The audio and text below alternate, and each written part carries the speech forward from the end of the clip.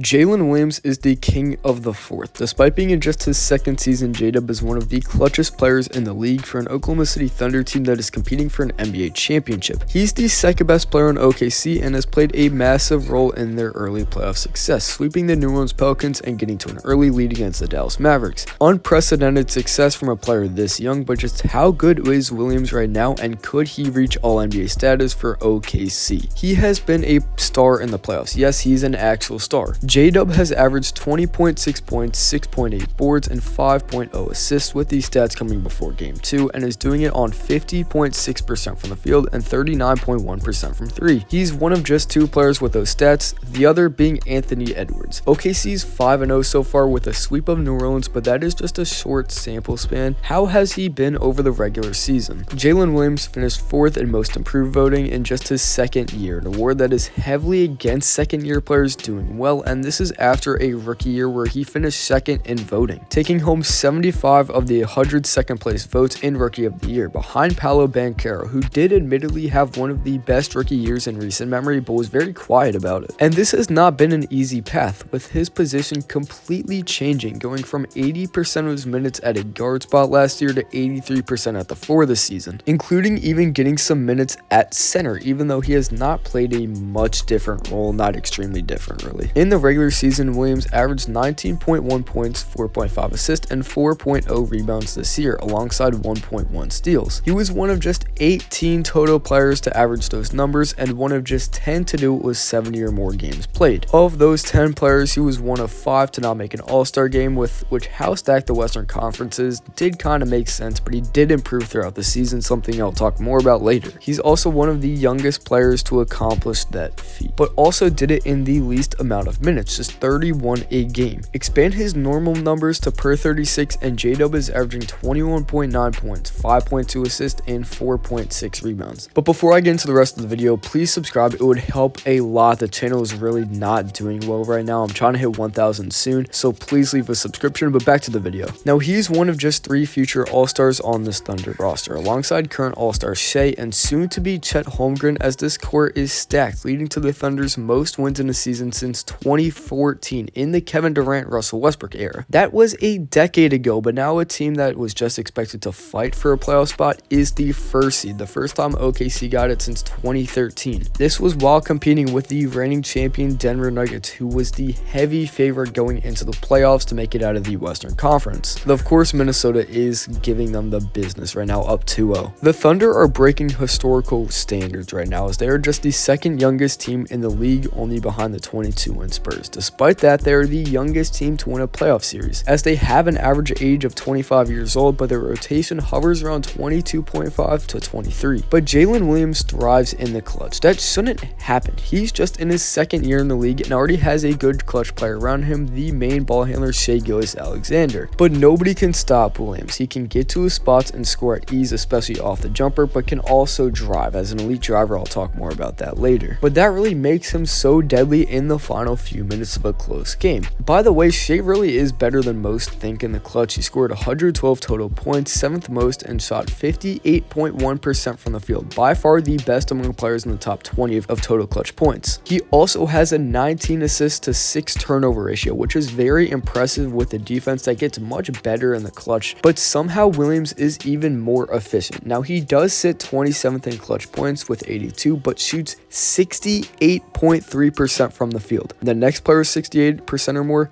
Jarrett Allen, a paint-dominant center who's 67th in clutch points with just 45, nearly half of Williams. There's just 2 other players that shoot even 60% in the top 50, being Kyrie Irving, who's barely above Williams, and Buddy Hield, who's below. And they both don't even crack 62.5% from the field. He's also one of the best clutch distance shooters, making 7 threes at a 58.3% rate. There are only 3 players with 7 or more threes shooting at that rate or better: Dante Exum, Royce O'Neal, and JDub, and those are some of the best clutch shooters. They are pretty much known for being good shooters. There is not a single player in the league that shoots at the splits he does in the clutch: 68.3, 58.3, 82.6. That includes any player, even players that have shot just 1 attempt. Not a single one.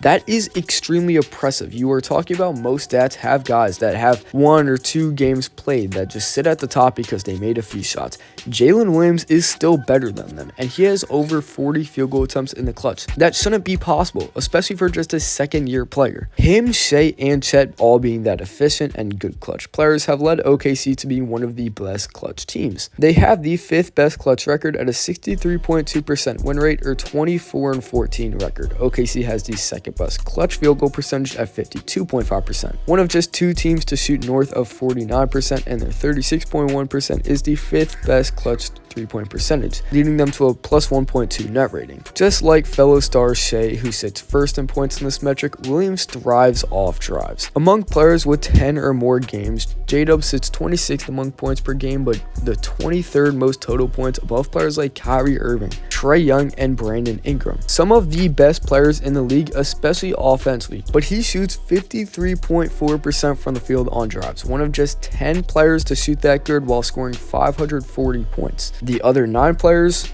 Shai, Luka Doncic, Anthony Edwards, DeMar DeRozan, Giannis Antetokounmpo, Devin Booker, Franz Wagner, LeBron James, and Jason Tatum. Some of the best players to touch a basketball, all probably top 50 or at least very close, and special offensive players. He's also pretty solid at passing from the paint with 75 assists off drives, an 8.4 assist rate, and his top 40 in total assists. Now, while these basic counting stats might not seem insane, it is very important to note his situation. It's different from other players like him. He's averaging just 31 minutes a game, which ranks 85th across the entire league. So if he was playing the amount of minutes these other stars were, then he would be way higher on these lists. He's also alongside Shai, who has the 4th highest usage rate at 31.7%. He has the ball all the time, and for good reason, since when he does have the ball, it works out. The OKC offense is very good, and they were the 1st seed. But JDub sits down at 91st in usage rate among players with 10 or more games played. Yes, barely scraping the top 100. He's barely handling the ball and still putting up these insane stats, and we can see that from his efficiency. He shot 54% from the field, 42.7% from field, and 81.4% from the line.